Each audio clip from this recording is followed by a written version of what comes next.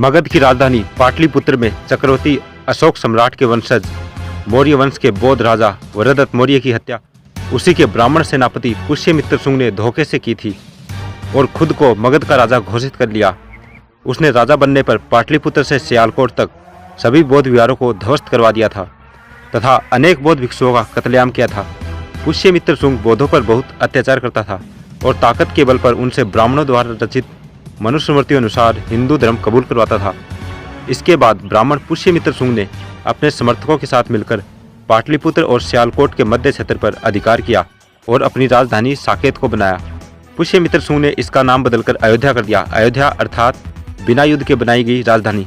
राजधानी बनाने के बाद पुष्यमित्र शुंग ने घोषणा की कि जो भी व्यक्ति भगवाधारी बौद्ध भिक्षु का सिर काट कर ले आएगा उसे 100 सोने की मुद्राएं इनाम में दी जाएगी।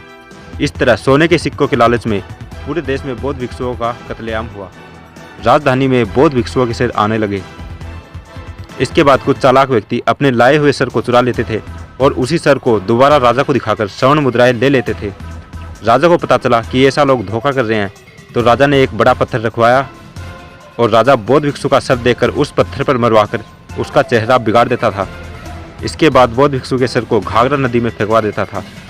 राजधानी अयोध्या में बौद्ध भिक्षुओं के इतने सर आगे कि कटे हुए सरों से युक्त नदी का नाम सरयुग अर्थात सरयू हो गया। इसी सरयू नदी के तट पर पुष्यमित्र शुंग के राजकवि वाल्मीकि ने रामायण लिखी, जिसमें राम के रूप में पुष्यमित्र शुंग और रावण के रूप में मौर्य सम्राट का वर्णन करते हुए उसकी राजधानी अयोध्या का गुणगान किया था और राजा से बहुत अधिक पुरस्कार पाया था। यही बात वामसेप के संस्थापक वामन मेश्राम भी कह रहे हैं। बुद्धा की जब क्रांति हुई तो क्रांति के विरोध में प्रतिक्रांति हुई और बृहदत्त की हत्या हुई। मौर्य सम्राट आखिरी बृहदत्त की हत्या हुई और हत्या करने वाला कोई और नहीं था, आर्य ब्राह्मण पुष्यमित्र शुंग। पुष्यमित्र शुंग के दरबार में वाल्मीकि राजकवि था और वाल्मीकि ने पुष्यमित्र शुंग को सामने रखकर ही रामायण लिखा। रामायण का राम कोई और नहीं है, पुष्यमित्र शुंग ही है और इसका एविडेंस रामायण में है।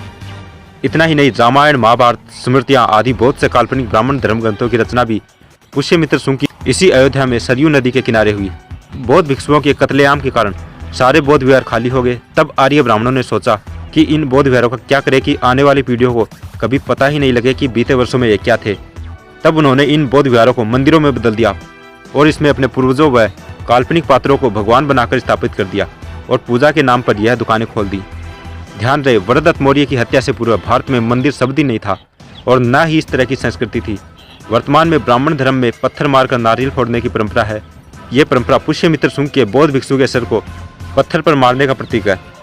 पेरियार रामास्वामी नायकर ने भी सच्ची रामायण पुस्तक लिखी, जिसका इलाहाबाद हाईकोर्ट केस नंबर 412/1970 में वर्ष 1970-71 व सुप्रीम कोर्ट 1971-76 के बीच केस अपील नंबर 291/1971 चला, जिसमें सुप्रीम कोर्ट के justice PN Bhagwati, justice VR Krishna Iyer, justice Murtaza फातिज अली ने दिनांक 16 सितंबर 1976 को निर्णय दिया कि सच्ची रामायण पुस्तक यह सिद्ध करती है कि रामायण नामक देश में जितने भी ग्रंथ हैं वे सभी काल्पनिक हैं और इनका पुरातात्विक कोई आधार नहीं है, अर्थात फर्जी है।